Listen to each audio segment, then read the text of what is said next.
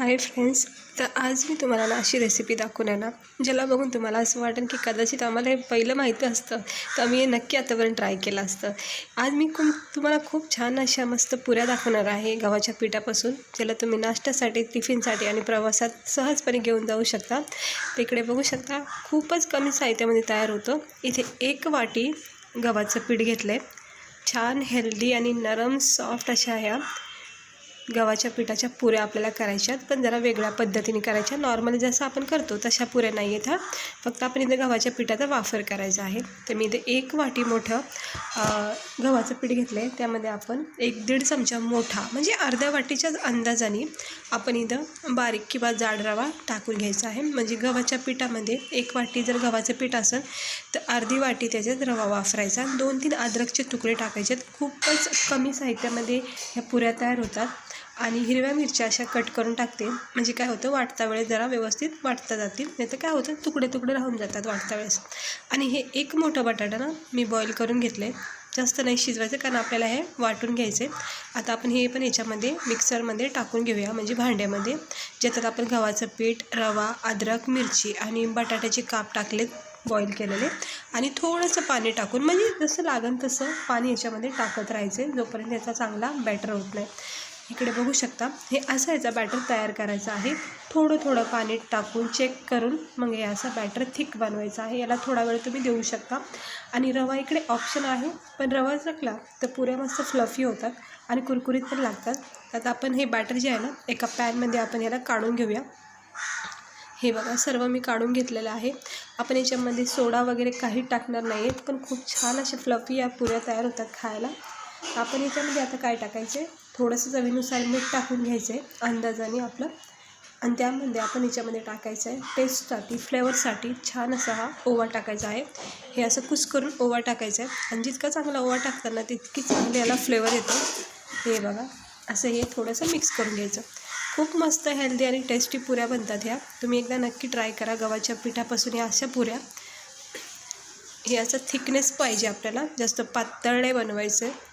थोडंसं बटाटा जर राहिलं ते असं मॅश करता येतं आपल्याला चमच्याच्या साहाय्याने। तर तयार झालं आहे, चला आपण याला करून घेऊया फ्राय। तर इकडे मी तेल तापत ठेवलेलं आहे। तेलाचं सुद्धा इथं आपल्याला कमीच वापर लागणार आहे, जास्त नाही आहे। फक्त आपली पुरी ना डीप झाली पाहिजे इतकं तेल वापरायचं, अगदी पण जास्त कढाईभर तेल नाही घ्यायचं। हे बघा पुऱ्या आपल्या ना व्यवस्थित त्याच्यात बसल्या पाहिजेत ना, असं घ्यायचं। सहजपणे ह्या पुऱ्या ना अशा तेलामध्ये पडल्या जातात।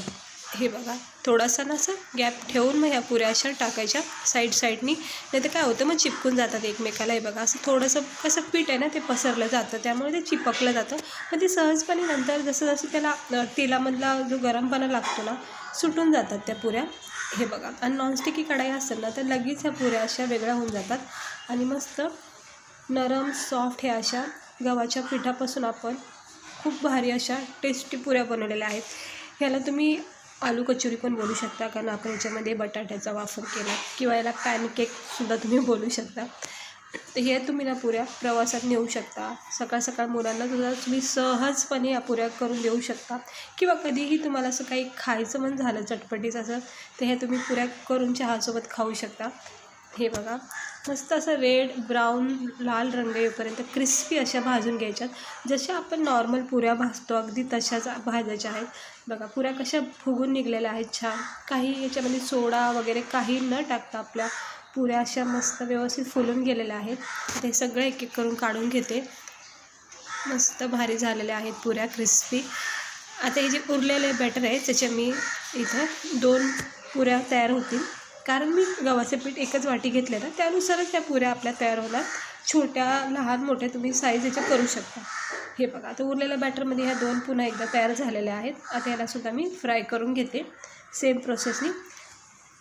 जास्त लोकांसाठी बनवायचं तर गव्हाचं पीठ आणि रवा हे जास्त क्वांटिटीमध्ये वापरायचं। इकडे बघू शकता सहजपणे ह्या पुऱ्या ना फ्राय होऊन जातात, आणि याला असं गोल्डन ब्राऊन रेड रंग येईपर्यंत क्रिस्पीपणा याच्यामध्ये तयार होईपर्यंत याला फ्राय करायचे। खूप लाल भडक पण नाही बनवायच्या, थोडासा नॉर्मल याच्यामध्ये असा बघा, हे थोडासा रंग चेंज झाला की मग आपण हे काढून घ्यायचं। अगदी याला हे करायचं नाही, म्हणजे फ्राय नाही करायचं, असं थोडं दाब द्यायचं, जेणेकरून कसं आतपर्यंत छान याला शेक भेटेल। गरम तेलामध्ये मस्त फ्राय होतील ह्या. वरच्यावर भाजल्याने असं काढायचं नाही, याला 1 मिनटं तरी चांगलं व्यवस्थित भाजून घ्यायचं तेलामध्ये. हे इकडे बघू शकता. आता आपल्या पुरीचं टेक्स्चर तुम्ही बघू शकता. अगदी अशाच पुऱ्या बनवायच्या आहेत. ज्यावेळेस पण तुम्हाला आवडल्या तर ही रेसिपी नक्की ट्राय करा एकदा. खूप आवडीने तुम्ही ह्या पुऱ्या खातील.